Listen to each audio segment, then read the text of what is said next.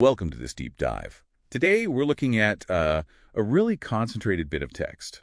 Paul's formula in Philippians 4.67 for, well, swapping anxiety for peace. Yeah, it's potent stuff. And what's great is our sources really let us dig into the original Greek, the specific words Paul chose.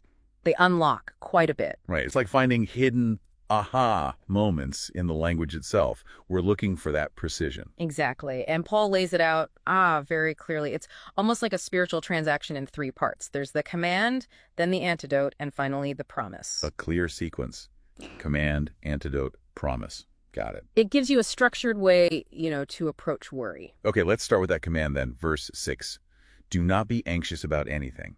The Greek word for anxiety here, merenton, this is where it gets interesting, right? Oh, absolutely. The root word, meritzu, it literally means to divide. To divide. Yes. So anxiety in this context isn't just feeling stressed, it's having a divided mind. A divided mind, like being pulled in two directions. Precisely. Your trust is split. Divided between, say, God and your circumstances. You're trying to hold on to both. And the command itself. Yeah. It's pretty forceful. It is. It's a present active imperative in Greek. That means Paul is basically saying, stop having a lifestyle of anxiety. Yeah. It's about halting an ongoing, continuous action. Not just a one-off worry. Right. And it's absolute. Meden, not one thing. No exceptions allowed in this command. Wow. Okay, so anxious about nothing. Yeah. But then there's the flip side, the but in everything, right? That's the antidote. Exactly. Impenti in everything. Total contrast. No worry is too insignificant, none too huge. You're meant to convert all of it into prayer. Convert it. So how? What kind of prayer does Paul actually call for here? It seems specific. It is. He lists three facets, really. First, prosotia, that's general prayer, more about communion, relationship with God. Okay, the baseline connection. Then deseisi. This is your specific petition, the heartfelt asking, pleading almost for a felt need, getting specific about what's actually worrying you. Right, laying out the actual problem. But the third element is crucial. Eucharistias, thanksgiving. This isn't necessarily being thankful for the bad situation itself. It's about thanking God in the situation. It's an attitude of faith, trusting his character even before you see the resolution. It's vital. So you take the specific worry, the deisai, wrap it in general communion, prosicha, and seal it with thanksgiving Eucharistias. You got it. That's the mechanism.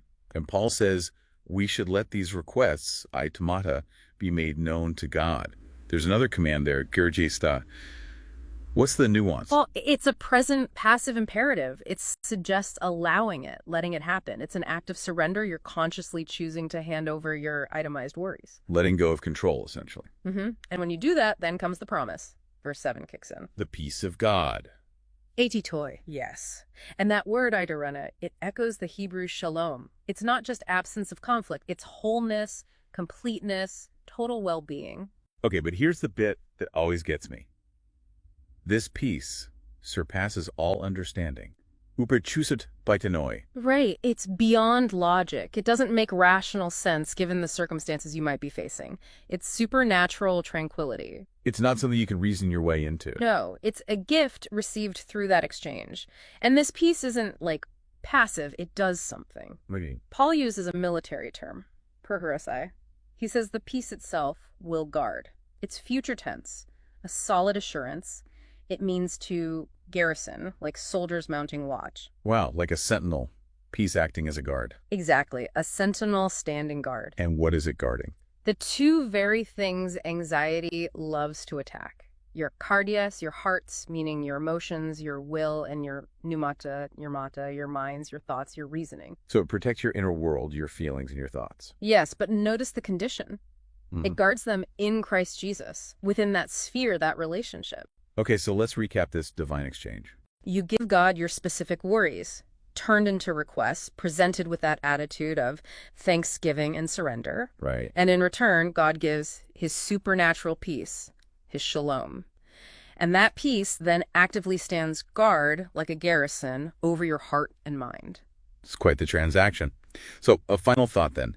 If this peace needs to act like a military guard, like a friose, what does that tell you about the kind of intensity of the attack that our minds and hearts are actually under?